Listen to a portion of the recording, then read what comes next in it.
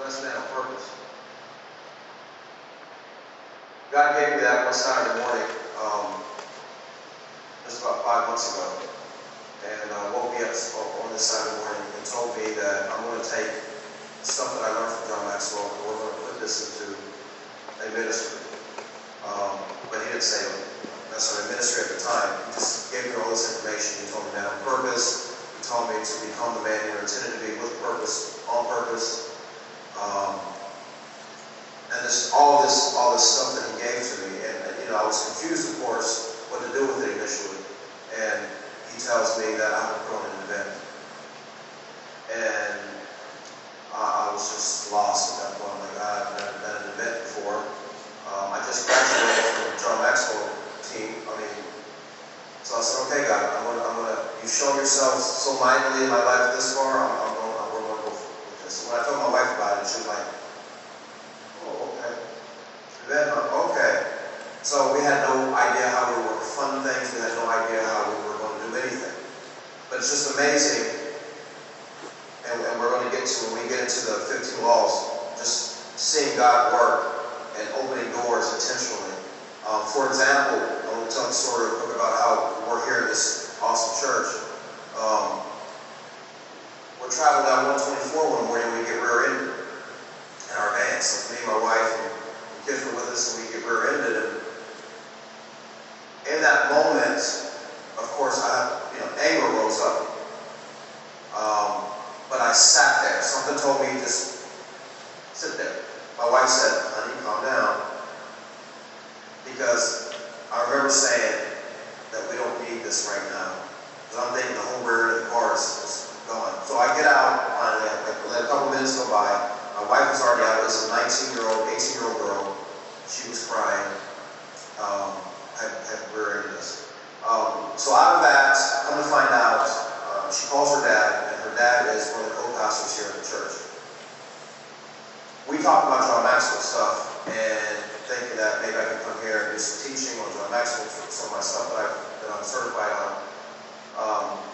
So needless to say, we ended up talking about this event that God was speaking to me on. I sent the teaching to Charles, to his pastor. They loved it. They said, we'll open up our church to you and have it here. So, and that's going to tie in to some of these laws that we're going to talk about, is had I responded the wrong way, like we've been due sometimes, none of us would be sitting here today. No, it may not be today, it may be next 6 months or another year from now, whenever God felt again that we're ready, but we sometimes miss out on our own blessings because of how we act. So I was very grateful that, at that moment, that was the only time I didn't run my mouth. So basically that's how Man on Purpose came about. And again, just door after door, I just kept taking the first steps. Then God provided. I started talking about it, and people got interested. It's just about taking the first steps and just being intentional with this thing, and we're here today. So,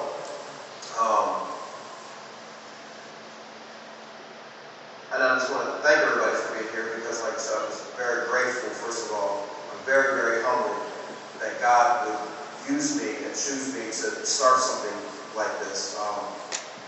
It's spread too fast. The doors that opened, and I don't want you to take this the wrong way. This is not bragging. This is not any of that, because I can promise you I'm being very humble with this. But I had the opportunity to be on the radio, Joy FM. Maybe some of you have stickers in your packet. And then just Thursday night I was on channel Atlanta Live, already talking about this. So to me, to somebody like me, it's just huge that God would choose me. But here's the thing, as we go along with it, you're going to understand that God has chosen you too. This is not just specific for Richard Rice. It's for each and every one of you sitting here, and those who aren't here, and those who are going to come. So it's just not for me. Now the only difference is, or maybe, because I don't know each and every one of you, but is the fact that it's the willingness, the obedience, and the intentionality of it. And we'll get into that a little bit more. So with that said, that's Man on Purpose. That's how it came about. And I do have a couple individuals that are directly involved in that on purpose, and I'm still looking for other individuals that want to be directly involved. I'm proud, in a humble way, proud to say I have an individual here from Asheville, North Carolina that was interested, and we're soon, hopefully, to be Asheville Men on Purpose, North Carolina. So, again, and I want to be Florida. This is to grow as fast as God will allow it. And each and every one of you guys are part of this. Each and every one. It's not just Richard Rice, it's Man on Purpose. So with that said, let's get to part one of this, because we're already running behind on time. In your packets, you have your questionnaires, or your question sheets.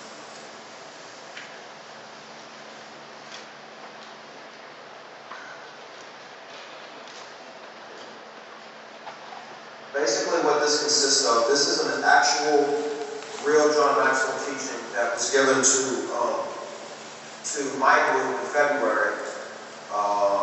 A soon-to-be book that has not been produced yet. He gave it to us in skeleton form and said that we could use it to train and teach as we saw fit.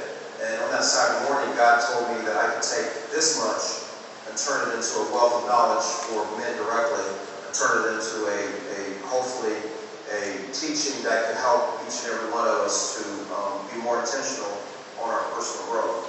So I took and added scripture to it, as you can, not necessarily your notes, but you'll see on the screens as we go through. There's scripture added to each and every one of these that God put on my heart to put in there. So we won't necessarily go through every single scripture, just the ones that kind of stick out or pop out at me. But everything that we go through, are going over, is biblical. It's all biblical based. And those of you who know John Maxwell, you know that all of this stuff is, whether it's 21 Irrefutable Laws of Leadership, any of these books, it's all biblical based. So here we are with, actually my favorite, is the law of intentionality. I love intentionality because through the years I've had to learn how to be intentional, and that's intentional with everything. It says that growth just doesn't happen.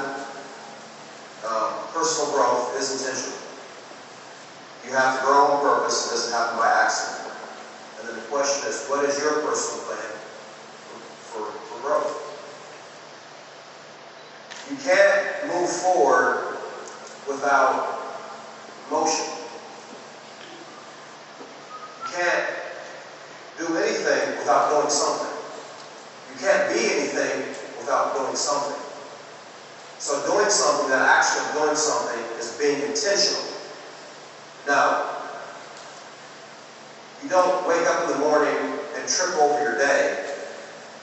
Hopefully you wake up in the morning and you set an agenda on what you're going to do for that day. That's how we're supposed to be living. We're supposed to be living life, not letting life live us.